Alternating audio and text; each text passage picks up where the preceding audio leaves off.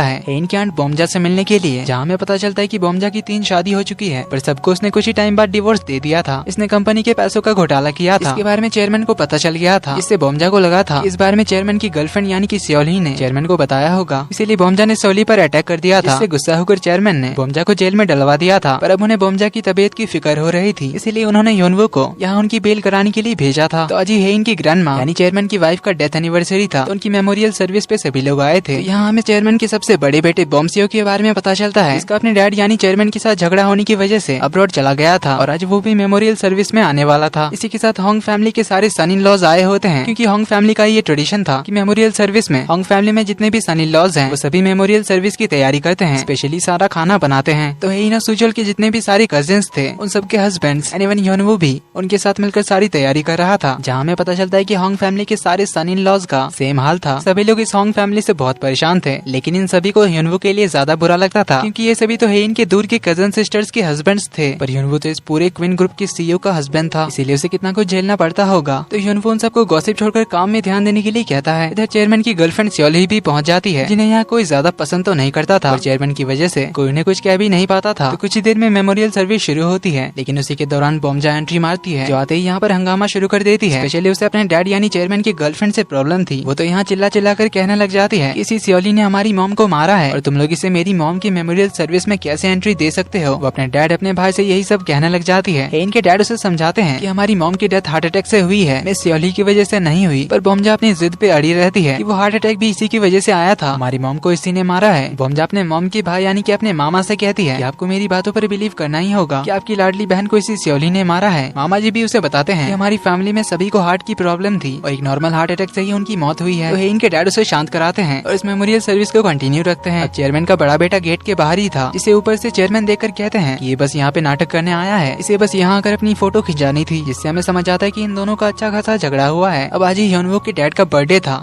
लेकिन इस memorial service की वजह से होंग फैमिली के किसी भी दामाद को इस घर से बाहर जाने का अलाउड ही नहीं था, जिस वजह से योनवो को यहीं पे रहना पड़ता है। डायरेक्टर जो करके कोई पुराना एम्प्लॉय था, जिन्होंने अचानक से रिजाइन कर दिया था। इनके डैड को उन पर डाउट था कि ऐसे अचानक से उनका रिजाइन करना काफी सस्पिशियस है, इसीलिए वो योनवो को उनके बारे में पता करने के लिए कहता है और कहता है कि अगर उसने किसी भी तरह से हमारी फैमिली को धोखा दिया है तो उसकी हालत बहुत बुरी होगी, क्योंकि मुझे धोखा देने वाले को मैं सिर्फ पनिशमेंट नहीं देता बल्कि उन्हें बर्बाद कर देता हूँ। योनवो कहता है कि उन्होंने इतने सालों से आपकी कंपनी में काम किया है, उन्हें इतना बुरा ट्रीट करना अच्छा नहीं होगा। जोसन हेन के डैड जो गुस्से से उसे देखते हैं, योनवो तो डर ही जाता है। डैड उसे कहते हैं इसके जरिए मैं एक एग्जाम्पल देना चाहता हूँ कि जो भी मेरे खिलाफ मेरी फैमिली के खिलाफ उसका हाल क्या होगा। जोसन योनवो तो और ज्यादा डर जाता है, क्योंकि वो तो इनकी बेटी को डिवोर्स देने के बारे में सोच रहा था। तो अगर कहीं इन्हें इनको डिवोर्स देने के बारे में पता चला तो ये योनवो की क्या हालत करेंगे। यही सब सोचकर योनवो तो और ज्यादा डरने लग जाता है और इसी के साथ पार्ट 2 का एंड यहीं पर होता है। तो अब योनवो आगे क्या करेगा देखेंगे अगले पार्ट में।